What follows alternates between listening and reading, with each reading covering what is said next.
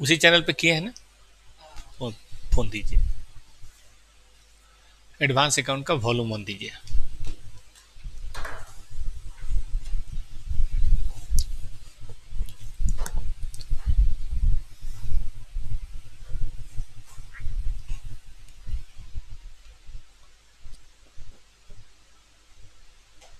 थोड़ा सा इसको शेयर कर दीजिए सितंबर बैच में, सितंबर इंटर। चलिए बच्चों, आज से हम लोग शुरू कर रहे हैं सीए इंटर। अरे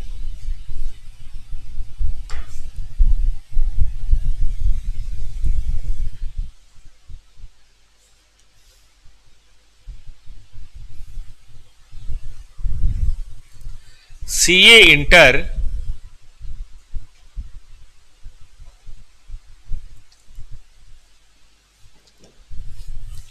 रीस्टार्ट बैच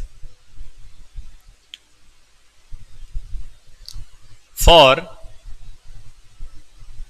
जनवरी 2026। ये किन के लिए है? बेस्ट फॉर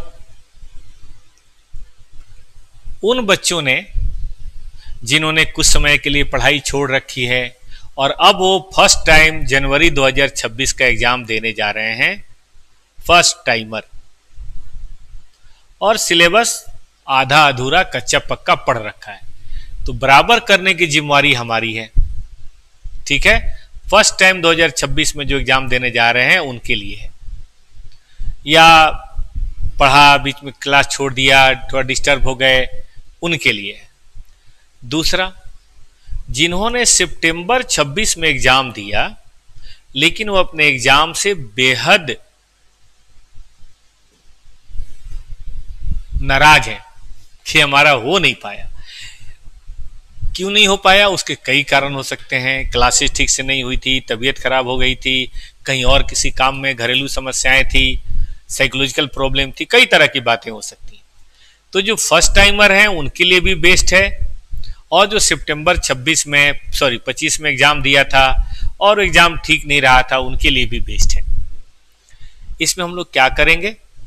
देखिए, इसमें हम लोग ग्रुप 1 की सारी क्लासेज कराएंगे, ऑल क्लासेज होंगी।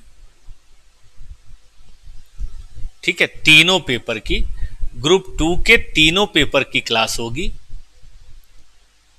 और जो क्लास होगा वो 2 मोड में होगा। एक तो लाइव मोड होगा। लाइव मोड में बेटा हम लोग सारे कॉन्सेप्ट, ठीक है ना, और उन कॉन्सेप्ट की प्रैक्टिस के 2-2, 4-4 क्वेश्चन कराएंगे, लेकिन छोड़ा नहीं जाएगा। प्रैक्टिस के लिए आपको रिकॉर्डेड क्लासेज दी जाएंगी, जिसमें आप जितनी प्रैक्टिस चाहें उतनी प्रैक्टिस आप कर सकते हैं। ये क्लासेज कौन सी हैं? ये रेगुलर बैच की क्लासेज हैं। तो एक साथ दोनों मजा आपको मिल जाएगा।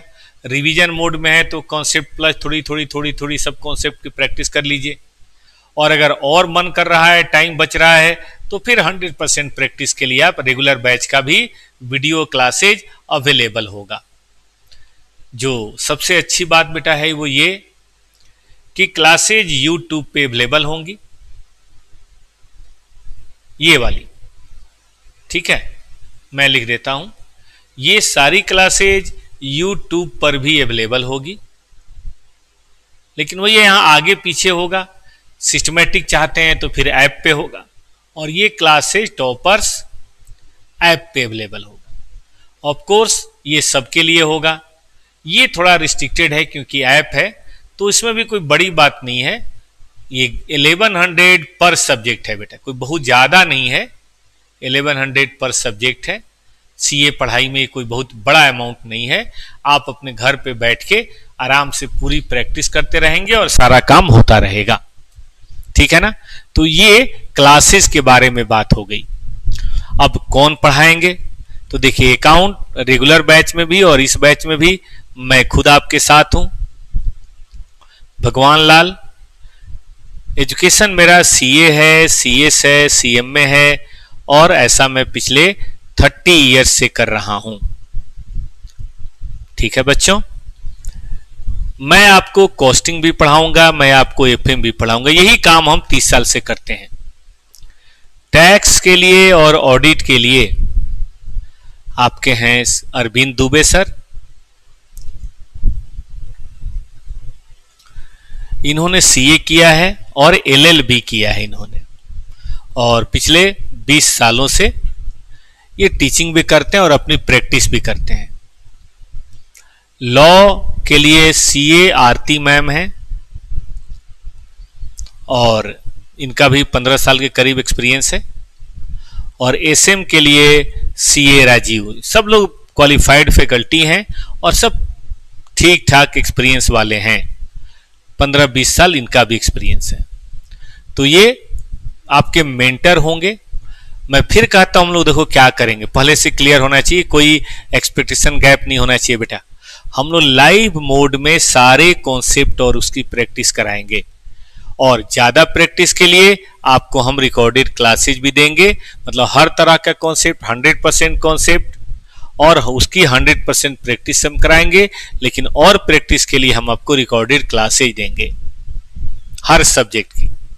फीस के नाम पे कुछ नहीं है, 1100 पर सब्जेक्ट है। कैसे? आपको टॉपर्स ऐप को डाउनलोड करना है, उसका लिंक ये डिस्क्रिप्शन में आपको मिल जाएगा, और वहां पे जाके क्लासेस को सब्सक्राइब करना है। ये आप आराम से बाद में कर सकते हैं। आप 2-4 दिन पहले पढ़ के देखिए, अगर आपको टीचर्स की बातें समझ में आए तब आप ये काम कर लीजिएगा। कब तक चलेगा?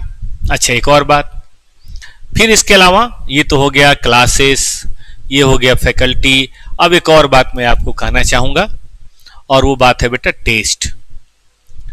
देखिए, अक्टूबर, नवंबर और दिसंबर 3 महीने में आपका टेस्ट होगा। यहां हम आपका लेंगे पार्ट टेस्ट, यहां लेंगे पार्ट टेस्ट, और यहां लेंगे हम आपका फुल टेस्ट। मतलब 50-50 वाला बात है। यहां पे जितना सिलेबस होगा, यहां जितना सिलेबस होगा, यहां 100% आपका टेस्ट होगा। तो इस तरीके से करके आपको ये सारा काम करना है।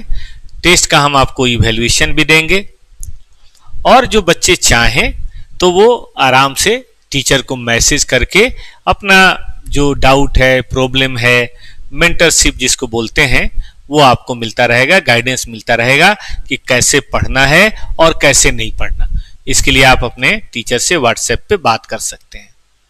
ठीक है कि नहीं? फोन नहीं, फोन इसलिए नहीं कि टीचर बिजी है, कुछ भी है, तो आप व्हाट्सएप पे बात करेंगे और हम टीचर सभी उसका जवाब भी आपको देंगे। ठीक है ना मुन्ना? ये काम हम लोग करेंगे। तो अब इधर उधर की बात ना करके बेटा काम चालू किया जाए। रीस्टार्ट बैच का पर्पज समझ गए? पर्पज है हैंड होल्डिंग। वो तो लास्ट के 15 दिन 10 दिन में छटपटाने से क्या फायदा? अभी से पूरे 3.5 महीने, जब तक एग्जाम शुरू होता है तब तक हम आपके साथ रहेंगे, पूरे 3.5 महीने। ठीक है ना? तब अच्छा होगा ना बेटा? तो आइए, मैं टाइमिंग भी आपके साथ शेयर कर दिया जाएगा। टाइमिंग मैं बता देता हूं। टाइमिंग एडवांस अकाउंट का यहां लिखा हुआ तो है ना, एडवांस अकाउंट लिख देता हूं अलग से। एडवांस अकाउंट की टाइमिंग डेली बेसिस पे 3 से 4 होगी, डेली बेसिस पे पीएम। और कॉस्टिंग की टाइमिंग 4:30 से 5 होगी। और जब कुछ कॉस्टिंग हो जाएगा तब फिर एफएम आपका शुरू होगा। बाकी टाइमिंग भी आपको मिलती रहेगी। पहले आप ये 2 शुरू कीजिए, कुछ और बच्चे आप जुड़ जाइए, फिर और सब्जेक्ट हम लोग शुरू करेंगे, टैक्स और लॉ। ठीक है ना? एसएम फिर बाद में देखा जाएगा। हाँ, ये आप जैसे ही सब्सक्राइब करेंगे ये सारी क्लासेज आपको अवेलेबल होगी तुरंत।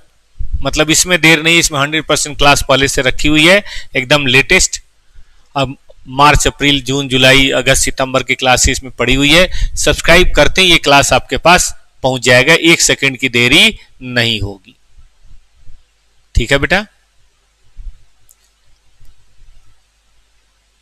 अब आइए, अब मैं आपके साथ शुरू करना चाहता हूं एडवांस अकाउंट।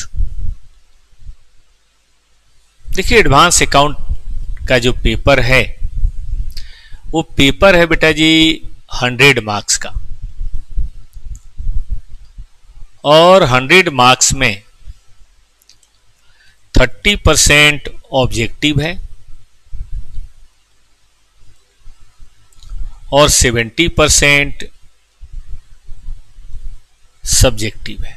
सुना आपने ठीक से, 30% ऑब्जेक्टिव है और 70% सब्जेक्टिव है। इसमें 15 क्वेश्चन आते हैं 2-2 नंबर के। हालांकि कुछ में बेसिकली सिनेरियो होता है, जैसे कोई एक खास परिस्थिति दी होगी उसमें 5 क्वेश्चन, फिर दूसरी परिस्थिति दी होगी उसमें 5 क्वेश्चन, इस तरह से होता है। तो 15 क्वेश्चन होंगे 2-2 मार्क्स के। रीजन लॉजिक नहीं देना होता, वो OMR शीट पे भरना होता है। और इसके अंदर 14-14 नंबर के 5 क्वेश्चन होते हैं। होते तो 6 हैं, लेकिन एक क्वेश्चन आप ऑप्शन में छोड़ सकते हैं, और बाकी जो आपको सेलेक्ट करना है 5 क्वेश्चन 14-14 नंबर का आपको सेलेक्ट करना है।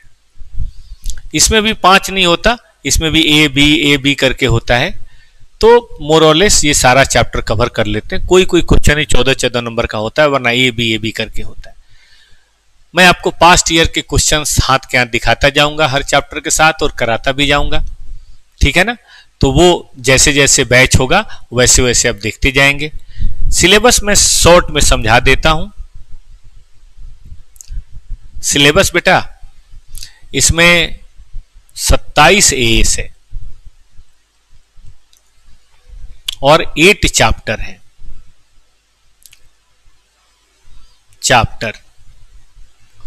ये 27 एज जो है, इसमें से 7-8 एज तो आपको चैप्टर के साथ हो जाएंगे, लेकिन बाकी 20 एज आपको अलग से सेपरेट पढ़ना पड़ेगा।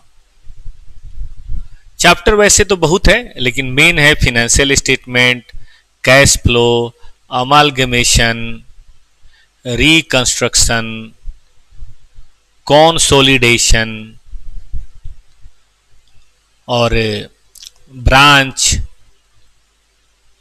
इन्वेस्टमेंट और बाईबैक। हालांकि इन्वेस्टमेंट एज ए चैप्टर तो अब नहीं रहा, एज ए एएस ही रहा, बट फिर भी हम मान के चलते हैं कि चलो चैप्टर है तो है।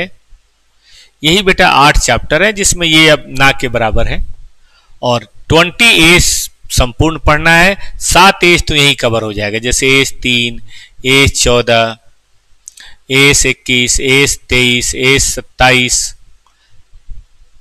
ब्रांच के साथ एज 11, एज 13, ये सब यही 1 2 3 4 5 6 7 यही कवर हो जाएगा। तो हम लोग क्या करेंगे, भले बता देता हूं मैं बेटा, ये सारे एज का बढ़िया एकदम कॉन्सेप्ट की तरह सारी पढ़ाई करेंगे, प्रैक्टिस करेंगे, और चैप्टर को तो खैर पढ़ना ही पढ़ना है। ठीक ना। आज मैं आप बच्चों के साथ शुरू करने जा रहा हूं अकाउंटिंग स्टैंडर्ड्स की बात। शुरू करें। आइए, मैं अभी एक नोट्स दिखाऊंगा, उस नोट्स का पीडीएफ आपको मिल जाएगा। आपको नोट्स लिखने की जरूरत नहीं है, आप घर पे फोटोकॉपी भी करा सकते हैं। ठीक है कि नहीं। वो पीडीएफ अभी मैं टेलीग्राम बता देता हूं, वहां पे आपको नोट्स मिल जाएगा। नोट्स के लिए कुछ नहीं करना है, एक टेलीग्राम आपको चैनल को ज्वाइन करना है। यहां पे आपको एडवांस अकाउंट के सारे नोट्स मिल जाएंगे। मैं उसका नाम आपको बता देता हूं प्यारे बच्चों।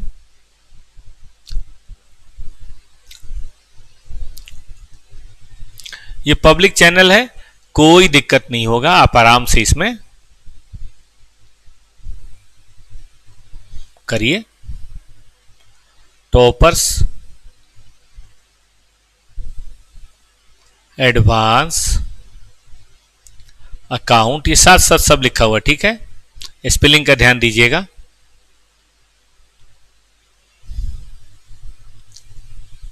अकाउंट क्लास नोट्स, और दूसरा बिल्कुल यही है, हैंड रिटेन नोट्स। इसी तरह से बेटा जी कॉस्टिंग का भी है, टॉपर्स कॉस्ट नोट्स और टॉपर्स कॉस्टिंग क्लास नोट्स। ऐसे ही एफएम का है, टॉपर्स एफएम नोट्स। ये टेलीग्राम के पब्लिक चैनल हैं, कोई भी आदमी जाके यहाँ पे ले सकता है और स्क्रीन स्प्लिट करके आप देख सकते हैं, पढ़ सकते हैं, प्रैक्टिस कर सकते हैं। बाकी आप अगर अलग से पढ़ना चाहें तो फोटोकॉपी भी करा सकते हैं, ठीक है ना। तो नोट्स की झंझट खत्म, उसके बारे में कोई दिक्कत नहीं। आप चाहें तो ये नोट्स हार्ड कॉपी में फ्रॉम टॉपर्स भी मंगा सकते हैं, लेकिन ऑफ कोर्स उसका चार्ज होगा 1000 पर पेपर है। उसमें कुरियर का चार्ज भी, इसमें कोई बचत नहीं, कॉस्ट भी होता है विद कुरियर, इंक्लूडिंग कुरियर। ये भी आप ऐप से सब्सक्राइब कर सकते हैं, कोई प्रॉब्लम नहीं है। आप ऐप सब्सक्राइब करेंगे तो उसके अंदर ये भी ऑलरेडी कवर हो जाएगा, ठीक है बच्चों। तो मैं आप लोगों के साथ आज की बात शुरू करना चाहता हूं। कोर्स 100% कवर होगा, इस बात को लेकर श्योर रहिए। अभी अपने पास पूरा 3.5 महीने है। हम लोग करेंगे क्या? 3.5 महीने यही तो पढ़ेंगे बेटा। तो देखिए मैं शुरू कर रहा हूं, मैं भी खोल रहा हूं, अभी देखिएगा एडवांस अकाउंट क्लास नोट्स मिला आपको। यहां देखिए सारे नोट्स पड़े हुए हैं, कोई दिक्कत की बात इसमें नहीं है, ठीक है। मैं शुरू कर रहा हूं।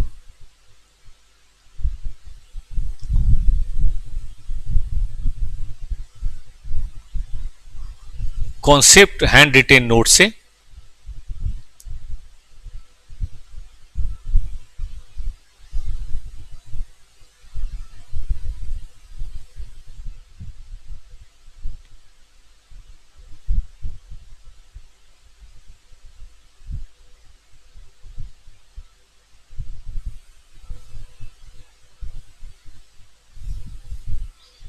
चलिए बेटा यहां से शुरू कर रहा हूं, ध्यान दीजिए। यह है आपका वॉल्यूम 1, 3 वॉल्यूम में किताब है अकाउंट की कॉस्ट की। एकदम सिलेबस का सबसे पहला चैप्टर है इंट्रोडक्शन टू एस। क्या नाम है चैप्टर का? Introduction of S. मैंने C1, C2, C3 करके रखा है। तो पहला कॉन्सेप्ट मैं आपके सामने लेके आया हूं बेटा, generally accepted accounting principles. Generally accepted accounting principles.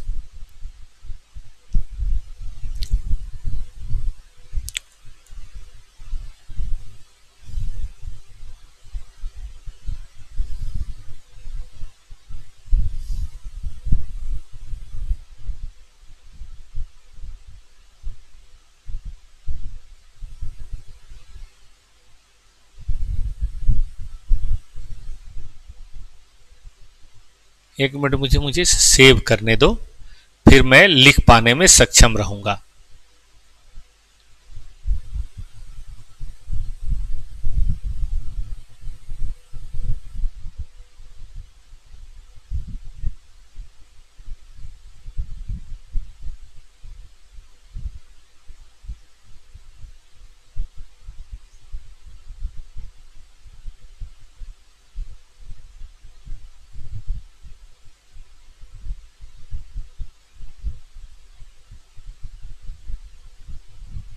कहाँ चला गया? अभी तो मैंने सेव किया था।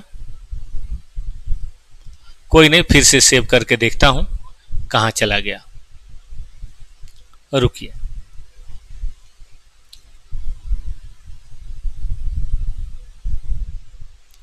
Save to file, advance account notes. यहीं सेव किया जाए, हो गया सेव, ये रहा। आइए अब हम इस पे आराम से लिख सकते हैं और आपसे बातें कर सकते हैं। ये देखिए, जनरली एक्सेप्टेड अकाउंटिंग प्रिंसिपल्स, क्या मतलब है इसका? इसका मतलब है gap refers to a common set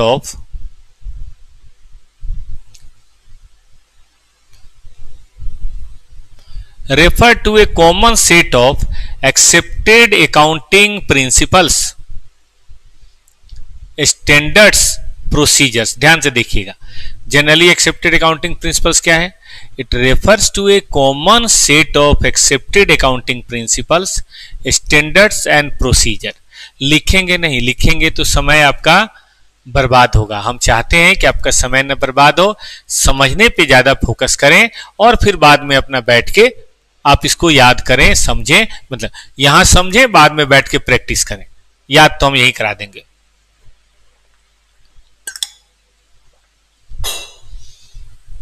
That business reporting entity must follow, business reporting entity must follow, ठीक है, when it prepare and present its financial statement।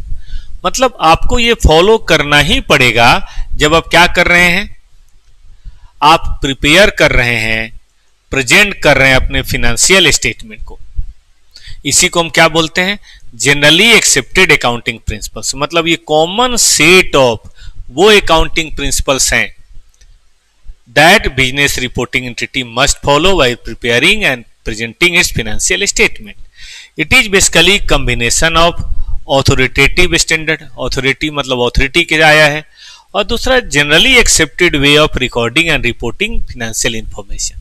और मार्केट में, प्रैक्टिस में जो generally accepted way of recording है और reporting है, उसके तरह से करेंगे। ठीक है। अब ऑथोरिटेटिव स्टैंडर्ड इंटरनेशनल लेवल पर भी हो सकता है, इंडिया भी हो सकता है। अब इंटरनेशनल लेवल पे मेरे से अगर बात करेंगे कि इंटरनेशनल लेवल पे क्या है, तो इंटरनेशनल लेवल पे बेटा ध्यान दीजिए, ये रुक रहा है, रुकिए मैं टैब बदलता हूं बेटा, ये बार बार गायब हो रहा है, 1 सेकेंड टाइम दीजिए।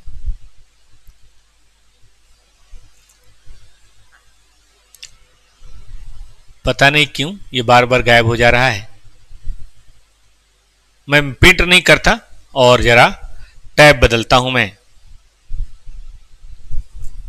थोड़ा टैब बदल दीजिए, ये टैब बार बार वो गड़बड़ कर रहा है।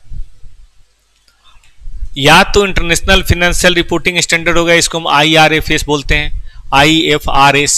ये आपको नहीं पढ़ना, लेकिन जानकारी में होनी चाहिए कि ऐसा भी हो सकता है। और दूसरा इन इंडिया हो सकता है। इन इंडिया दो तरह की बातें हो सकती हैं, या तो अकाउंटिंग स्टैंडर्ड होगा या इंडियन अकाउंटिंग स्टैंडर्ड होगा। अकाउंटिंग स्टैंडर्ड आपको पढ़ना है CA इंटर में, और इंडियन अकाउंटिंग स्टैंडर्ड जिसको हम बोलते हैं कई बार इंड एस, ठीक है, उसे पढ़ना है CA फाइनल में। तो फाइनल वाला छोड़िए, अभी इसकी बात करेंगे। तो अगर फिर से समझ लीजिए, कोई पूछे कि gap generally accepted accounting principles कितना है, तो बोलेंगे ऑथोरिटेटिव स्टैंडर्ड है और commonly accepted way of recording है। ऑथोरिटेटिव में इंटरनेशनल लेवल की बात है और इंडिया की बात है। इंटरनेशनल लेवल पे IFRS चलता है, इंडिया लेवल पे दो तरह का चलता है, AS चलता है और इंड एस चलता है। AS 27 है, इंड एस 39 है, और वो बढ़ता चलेगा, एक इंटर में पढ़ना, एक फाइनल में। तो हम यहाँ पे फोकस करेंगे बेटा इंडियन स्टैंडर्ड, लेकिन थोड़ा जानकारी इंटरनेशनल और क्या बोलते हैं इंड एस का भी हम आपको देंगे। चलिए, अकाउंटिंग स्टैंडर्ड क्या है, जो हमें 27 पढ़ना है, वो अकाउंटिंग स्टैंडर्ड क्या है। कहता है accounting standard are the written policy document, market written policy document issued by the government with support of क्या, other regulatory bodies, with support of other regulatory body, जैसे कि MCA हो गया, ठीक है कि नहीं, इन कंसल्टेशन विथ, देख रहे हैं MCA, इन कंसल्टेशन विथ नफरा। नफरा का फुल फॉर्म क्या है, नेशनल फाइनेंशियल रिपोर्टिंग अथॉरिटी।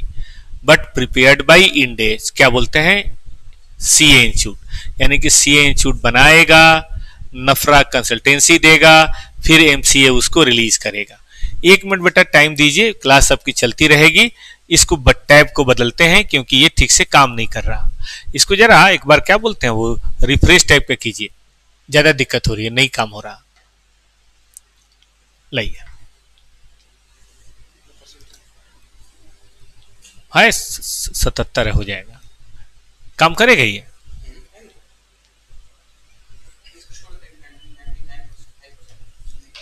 ले जाइए ना इसको, इसको जरा देखिए, इसको देखने की जरूरत है आपको।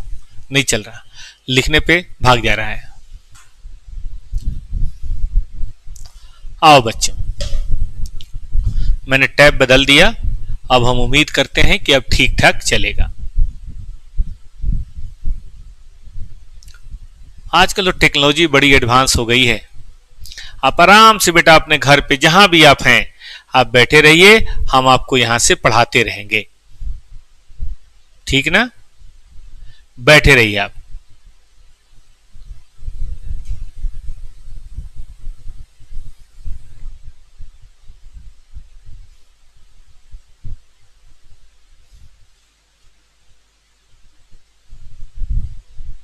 ये फाइल नहीं खुल रहा है इसमें, कोई बात नहीं, मेरे पास तो इसमें है, लेकिन फाइल नहीं खुल रहा। यहां मेरे पास है।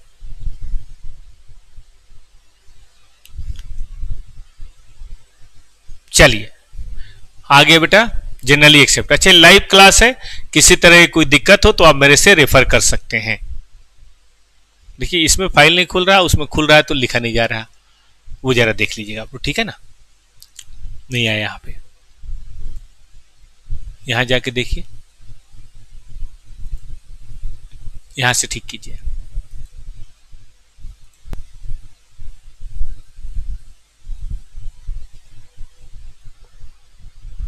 निकाल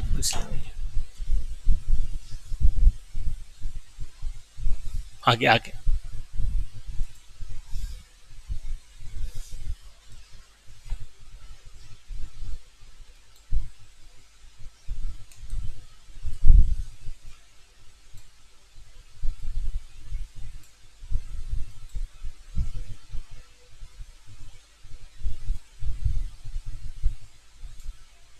ठीक है, चलो बच्चों, हम उम्मीद करते हैं कि अब आप ज्यादा कंफर्टेबल मैं आपको पढ़ा पाऊंगा। तो मैं करता gap is combination of authoritative standard, जिसके अंदर इंटरनेशनल लेवल और इन इंडिया बात होती है।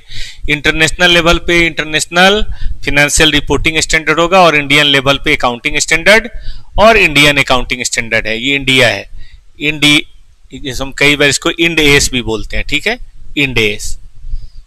और बाकी ये तो है ही, बाकी यहाँ पे ये कॉमनली एक्सेप्टेड जिसको बोलते हैं, मतलब जरूरी थोड़ा ना कि सब कुछ एस में लिखा हो, हर कुछ कायदा कानून थोड़े ना होता है, कुछ जमाने के रीति रिवाज भी होते हैं।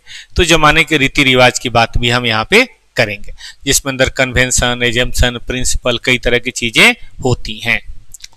अब आइए, अकाउंटिंग स्टैंडर्ड क्या है।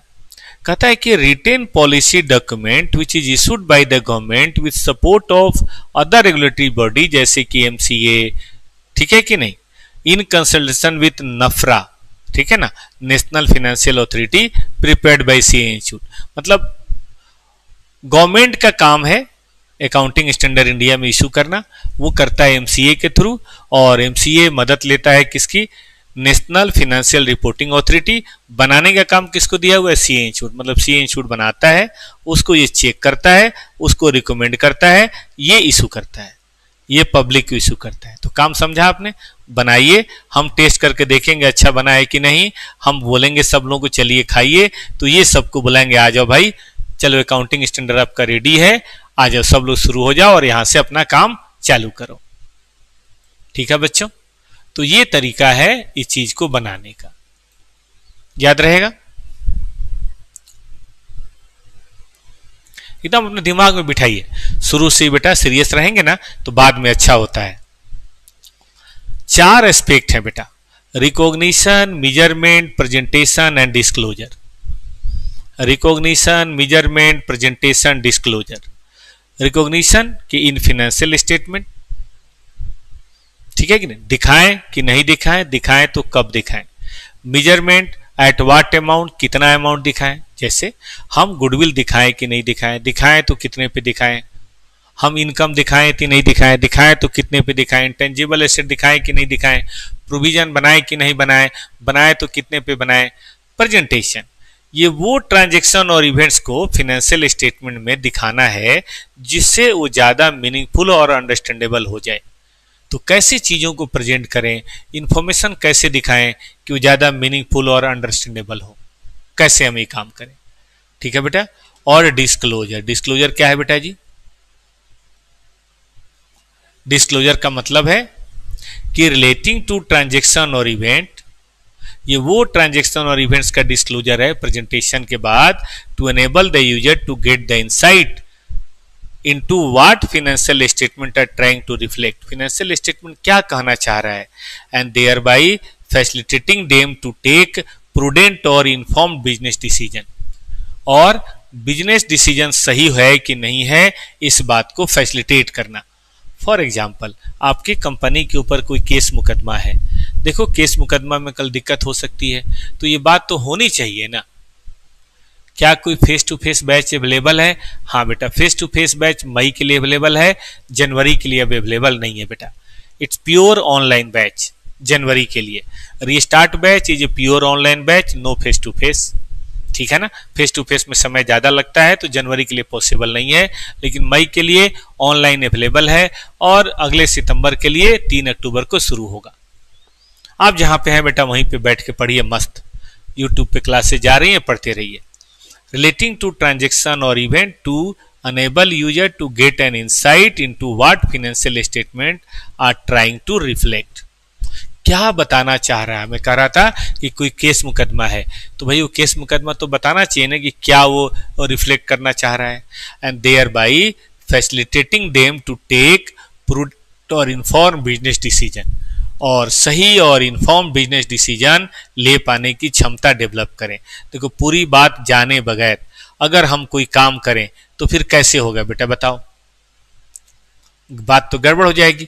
इसीलिए यहाँ पे है कि नहीं भाई पूरी बात बताई जाए ताकि सामने वाला जो यूजर है उसको एकदम इन्फॉर्म डिसीजन मिले, कोई भी गड़बड़ डिसीजन ना हो, ठीक है ना बेटा जी। चलिए आगे चलें।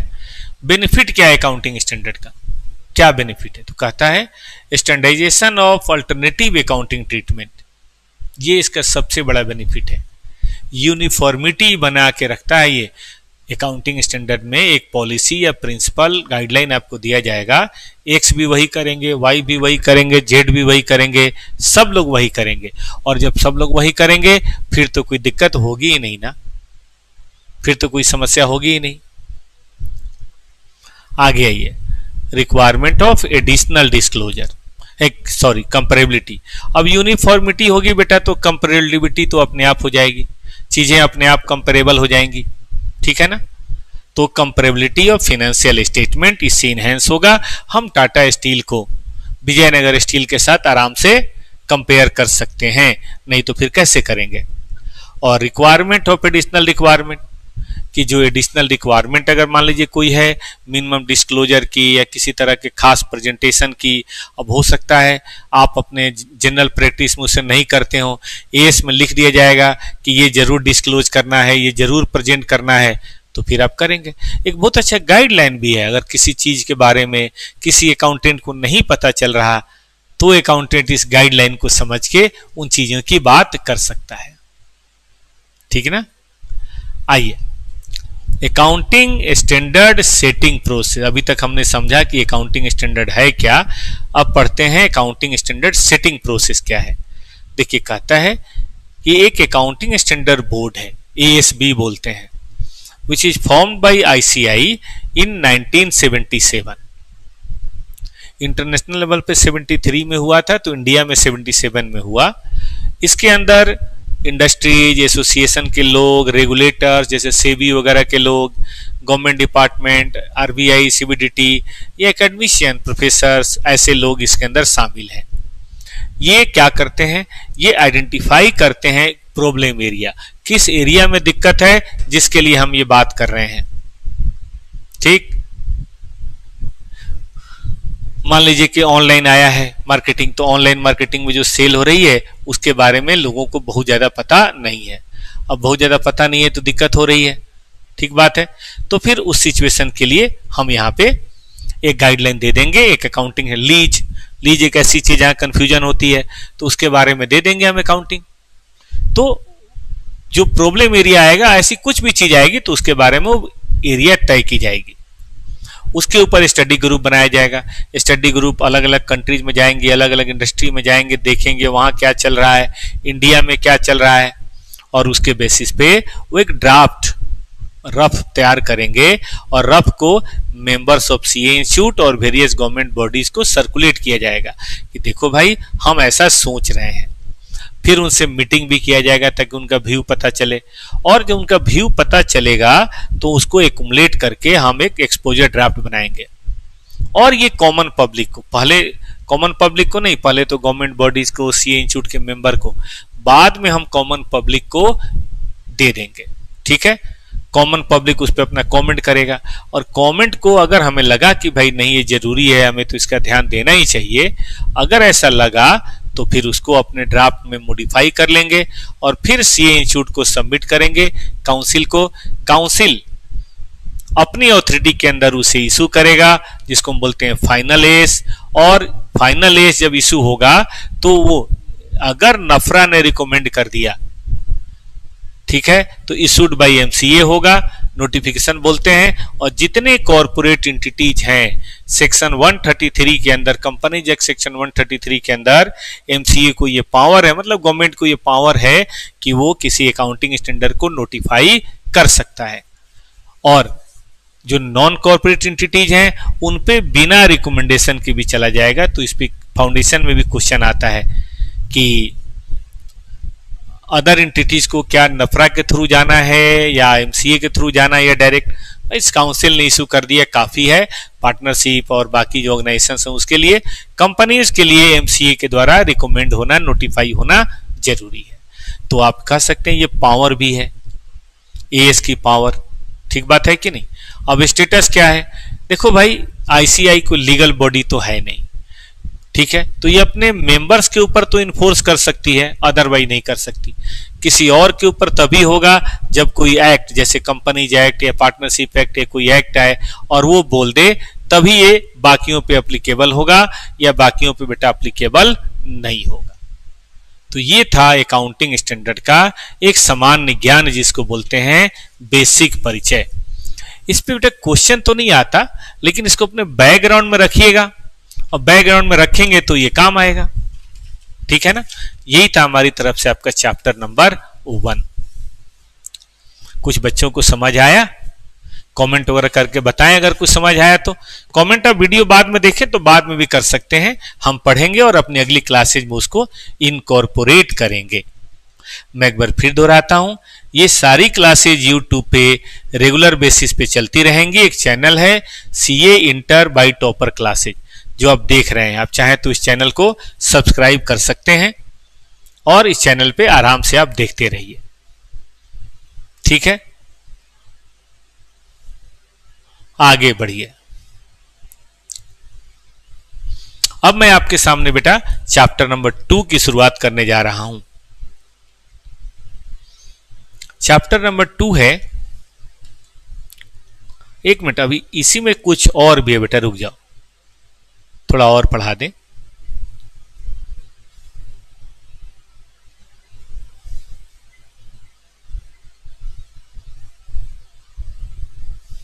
नीड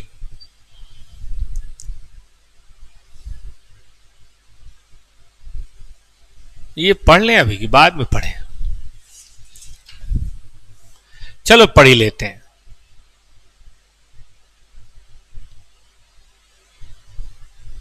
ये अभी नहीं पढ़ना चाहिए बेटा हमें, अभी हमें ना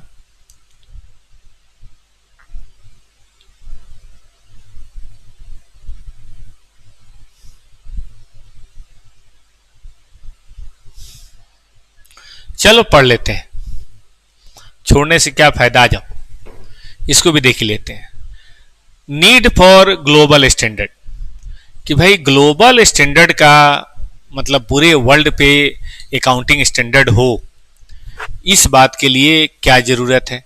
तो बोला कि देखो फंड रेजिंग होगा इंटरनेशनल लेवल पे, कंपेरेबिलिटी होगी फिनेंशियल स्टेटमेंट की, मतलब इंडिया का स्टैंडर्ड यूरोपियन किसी कंपनी से कंपेयर होगा, चाइना का इंडिया से कंपेयर होगा। अब दोनों का मान लो अलग अलग बेस है, अलग अलग रूल है, तो अलग अलग रूल के बेसिस पे कैसे बात होगी। मैं कोई और भाषा बोलूं, आप कोई और भाषा बोलें, तो कैसे बात बनेगी बेटा। हम सबकी भाषा कैसी होनी चाहिए, हम सबकी भाषा तो सेम होनी चाहिए ना, तभी बात बनेगी।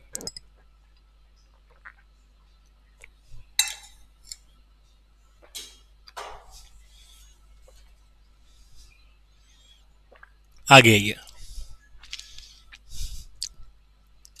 कंपेरेबिलिटी ऑफ फाइनेंशियल स्टेटमेंट के लिए बेहद जरूरी। ग्लोबल इन्वेस्टमेंट, मान लो इंडिया में कोई फॉरेन का आदमी इन्वेस्ट करना चाहता है, या इंडिया का कोई आदमी अफ्रीका में, जापान में इन्वेस्ट करना चाहता है, जब तक वो फाइनेंशियल स्टेटमेंट को समझेगा नहीं, हालात को समझेगा नहीं, कैसे बात करेगा।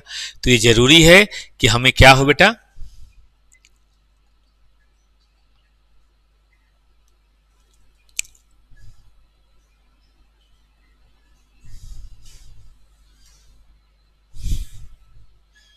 ये जरूरी है कि वहां पे जो चीजें हैं वो एक जैसी हो, एक जैसी नहीं होंगी तो बात नहीं बनेगा।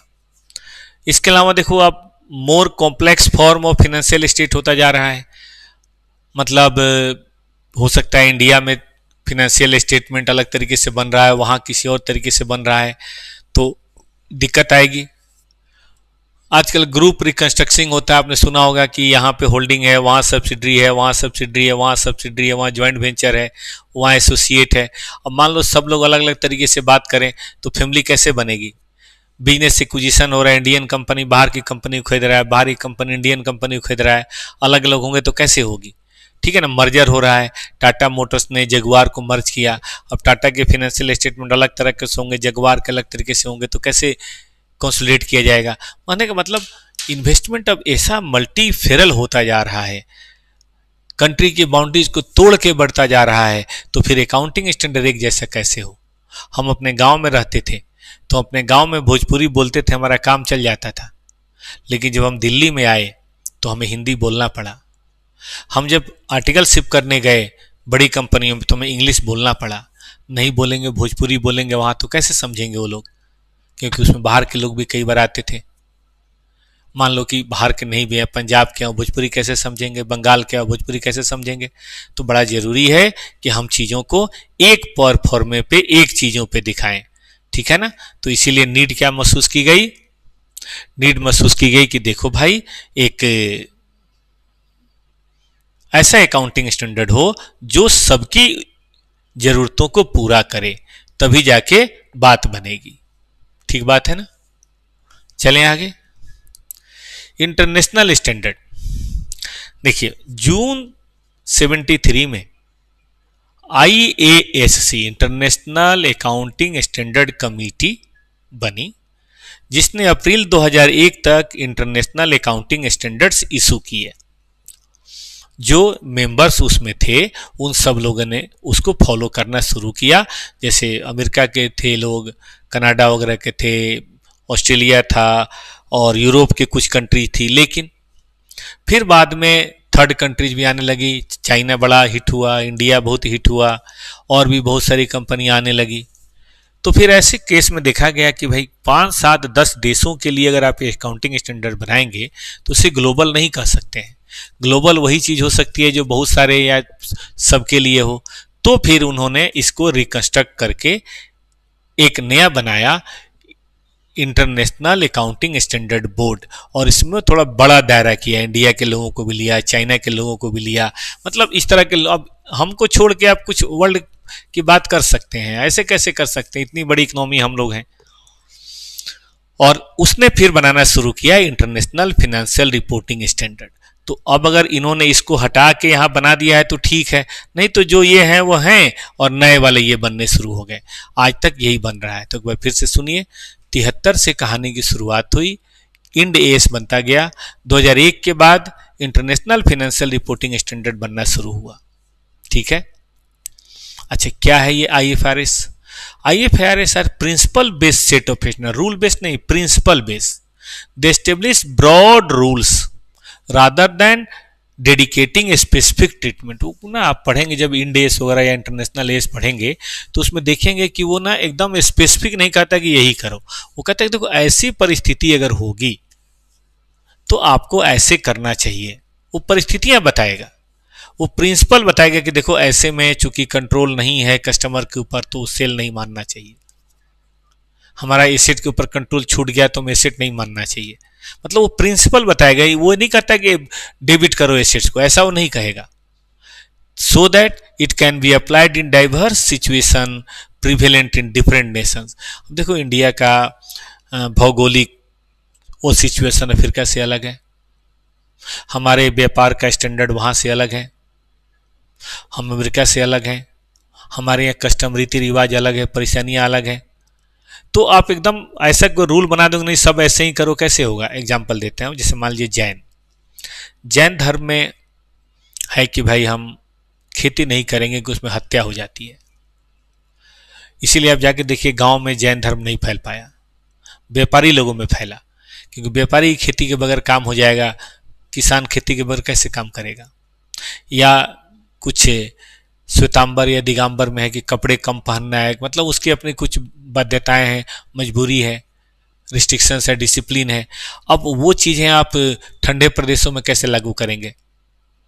मंगोलिया में या और आगे, वहाँ तो चमड़ा पहनना पड़ता है जानवर का, तब जाके बात बनती है। तो इसीलिए जैन धर्म और जगह नहीं फैला, क्योंकि उनके रूल्स अलग थे। तो आप जैन धर्म का रूल पूरे वर्ल्ड में, या हिंदू धर्म का रूल पूरे वर्ल्ड में, या ईसाई धर्म का रूल पूरे वर्ल्ड में नहीं कर सकते हैं, लेकिन आप प्रिंसिपल बता सकते हैं कि भाई हिंसा नहीं करनी चाहिए, लोगों से प्यार मोहब्बत से रहना चाहिए, धर्म को लेकर संकीर्ण विचारधारा नहीं रखनी चाहिए, लोगों पे दया करनी चाहिए, जानवरों से प्यार रखना चाहिए। ये तो ब्रॉड प्रिंसिपल है, ये हमारे ईसाई धर्म में भी है, हिंदू धर्म में भी है, जैन में भी है, बौद्ध में भी, इस्लाम में भी है, ये तो कर सकते हैं। तो यहां भी यही हुआ कि ब्रॉड प्रिंसिपल्स को लेने की बात हुई। ठीक है, आगे बढ़िए। अब IRFS कंप्लायंस, देखो अगर आप इसे एडॉप्ट करेंगे तो ये ओरिजिनल फॉर्म में एडॉप्ट होगा, जैसे पाकिस्तान ने एडॉप्ट किया है, यानी कि जो इंडे क्या बोलते हैं IFRS है वो एज इट इज पाकिस्तान में अप्लाई होता है। लेकिन एक होता है कन्वर्ज करना, कन्वर्ज करना मतलब अप्लाई तो नहीं करेंगे, लेकिन हम ऐसा हाई स्टैंडर्ड क्वालिटी कंपेरेबल करेंगे जो मोर और लेस आपके जैसा होगा, मतलब हम परछाई क्रिएट करेंगे, बट एकदम एज इट इज नहीं लेंगे। ठीक है कि नहीं? क्यों भाई, तुम अलग क्यों लोगे? देखो कई बार टर्मोलॉजी का फर्क होता है, हमारे यहाँ बैलेंस शीट बोलते हैं, बाकी जगह स्टेटमेंट ऑफ अफेयर बोलते हैं। तो हमें स्टेटमेंट ऑफ अफेयर बोले तो कोई दिक्कत होने लगे, परेशानी होगी, हमारे टर्म कुछ अलग है। हम कैसे बोलते हैं शिव जी, राम जी, वहां बोलते हैं रॉबर्ट। तो जरूरी है कि इंडिया में हम रॉबर्ट बोलें तभी एक अच्छे आदमी होंगे, जेम्स बोलें, जेम्स बॉन्ड बोलें तभी अच्छे होंगे। हमें राम रहीम में क्या क्या बुराई है भाई? तो टर्मोलॉजी का फर्क है, या इकोनॉमिक इन्वायरमेंट भी अलग है, तो हम एज इट इज नहीं अडॉप्ट कर सकते हैं। तो एक काम करें, उसी के जैसा बिल्कुल बनाएं। ठीक है ना? थोड़ा बहुत डेविएशन हो सकता है, इसको बोलते हैं कार्व आउट। कार्व आउट का मतलब होता है कि भाई जो इंडेस में या IFRS में है वैसा ना होके हमने थोड़ा अलग छोड़ दिया। क्यों छोड़ दिया? क्योंकि उसको एडॉप्ट करने में हमारे यहाँ बड़ी परेशानी आ रही थी, सब नहीं थोड़ा सा। और कार्विन, कार्विन मतलब आपने कुछ नहीं रखा है लेकिन हमें लगता है कि हमारे यहाँ ज़्यादा बेटर होगा, तो हमने कुछ एडिशनल गाइडलाइन ले लिया। इसको क्या नाम देंगे? इसको नाम देंगे कार्व इन। ठीक है, तो ऐसे तो आएगा नहीं क्वेश्चन, लेकिन फिर भी थोड़ी जानकारी के लिए रखिए। अब इंडिया में क्या हुआ? इंडिया में कन्वर्जेंस हुआ, इंडिया में हमने एडॉप्ट नहीं किया, इंडिया में हमने एडॉप्ट नहीं किया, हमने क्या किया? कन्वर्जेंस किया। दो सेट ऑफ स्टैंडर्ड है, एक है अकाउंटिंग स्टैंडर्ड, एक है Indian accounting standard. Accounting standard generally non corporate entity पे होता है, ये छोटे कॉरपोरेट पे, और इंड एस जो बड़े कॉरपोरेट्स हैं, कुछ खास शर्तें हैं बताऊंगा मैं, उनके ऊपर लागू होता है। ये अभी नहीं पढ़ना है, ये फाइनल में पढ़ेंगे, ये इंटर में पढ़ना है बेटा। देखो क्या है Ind AS. Ind AS are converge accounting standard issued by central government, जाहिर MCA, under supervision and control of ASB of CA institute and in consultation with NFRA. Ind AS are named same as Ind AS, मतलब IAS और IFRS. मतलब अगर यहाँ पे मान लीजिए कोई नंबर 8 है ना, 7 है, तो यहाँ भी नंबर 7 होगा। जैसे कैश फ्लो, यहाँ मान लीजिए लीज का है 116, तो यहाँ भी लीज का 116 होगा, बिल्कुल सेम होगा।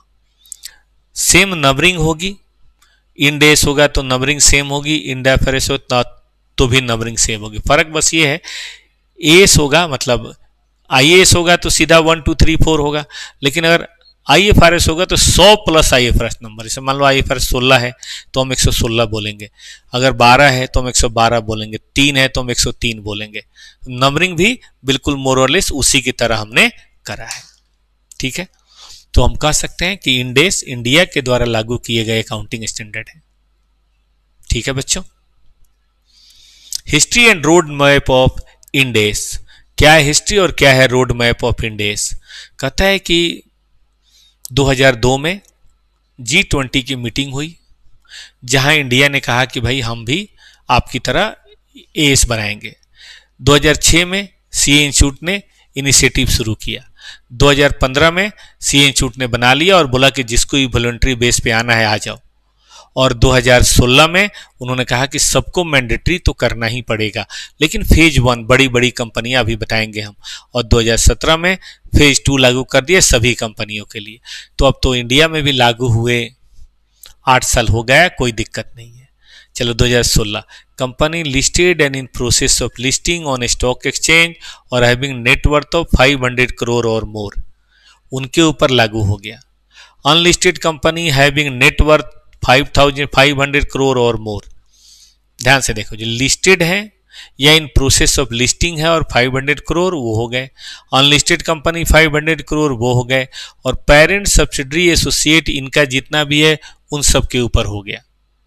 फेज 2 में जितनी कंपनियां लिस्टेड है इन प्रोसेस ऑफ लिस्टिंग है, चाहे 500 करोड़ हो या 5 करोड़ हो, उनके ऊपर होगा। और इंड एस जिनका 250 करोड़ मतलब अनलिस्टेड जिनका 250 करोड़ से ऊपर है उनको भी हो गया, और पेरेंट सब्सिडी एसोसिएट चाहे कितनी भी छोटी क्यों ना हो उनके ऊपर हो गया। तो आज की तारीख में हम कह सकते हैं कि सबसे लिस्टेड कंपनियों के ऊपर इंड एस लागू होता है। 250 करोड़ से नेटवर्थ ज़्यादा है उस पर लागू होता है, और उनकी पेरेंट सब्सिडी एसोसिएट पे लागू होता है। एनबीएफसी पे 500 करोड़ है तो 2018 नॉन बैंकिंग फाइनेंशियल कंपनी, और 250 करोड़ या लिस्टिंग है तो 2019। बैंकिंग और इंश्योरेंस कंपनी पे अभी तक नहीं हुआ है, जब होगा तब देखा जाएगा। ठीक है, Ind S not required for SME exchange, small medium companies enterprise का जो एक्सचेंज है उस पर नहीं लागू होता। और दूसरी बात, इंड एस अगर एक बार लागू आपने कर लिया, चाहे वॉलंटरी क्यों नहीं हुआ, आपको इंड एस फॉलो करना ही है, आप वापस लौट के नहीं आ सकते। मतलब Ind AS if once accepted it is accepted forever, you can not come back, आप वापस नहीं आ सकते। ठीक है बच्चों, तो ये था हमारी तरफ से एक छोटा सा इंट्रोडक्शन टू एस। इसके पढ़ाने के पीछे 2 ऑब्जेक्टिव है। एक तो एग्जाम में क्वेश्चन आता है, नोट्स वगैरह में कभी कभी आता है, और दूसरा बैकग्राउंड रहेगा तो फिर 27 से इस पढ़ने में दिक्कत नहीं होगी। आज की क्लास यहीं पे खत्म होती है।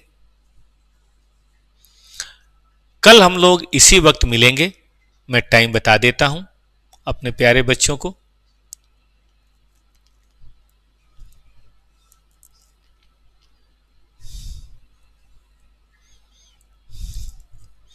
हम लोग इसी वक्त मिलेंगे 3 बजे से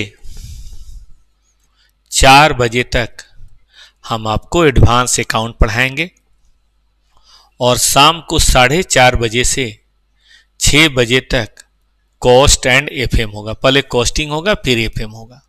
क्लासेज बेटा डेली है। टारगेट है जनवरी 2026 एग्जाम। आपने देखा ही A to Z कॉन्सेप्ट होगा, और उसके ऊपर थोड़ी थोड़ी प्रैक्टिस, ज़्यादा नहीं थोड़ी प्रैक्टिस हो पाएगी क्योंकि समय थोड़ा कम है। और भी ज़्यादा प्रैक्टिस के लिए आपको अलग से एकदम लेटेस्ट रिकॉर्डेड क्लासेस दी जाएंगी जिनमें आप अपने चैप्टर की और ज़्यादा प्रैक्टिस कर सकते हैं। ठीक है, YouTube लाइव पे होगा। इसका मतलब आज तो अकाउंट थोड़ा जल्दी हो गया, तो आप 4:30 बजे एक बार फिर से आइए, हम आपके साथ शुरू करेंगे कॉस्टिंग। ठीक है प्यारे बच्चों, मिलते हैं फिर 4:30 बजे। और क्या पढ़ेंगे उसमें? कॉस्टिंग। सेकेंड ग्रुप अगर आपका है तो आइए, और बाकी एडवांस अकाउंट तो 3 बजे कल हम फिर पढ़ेंगे ही पढ़ेंगे। ठीक है बच्चों, धन्यवाद।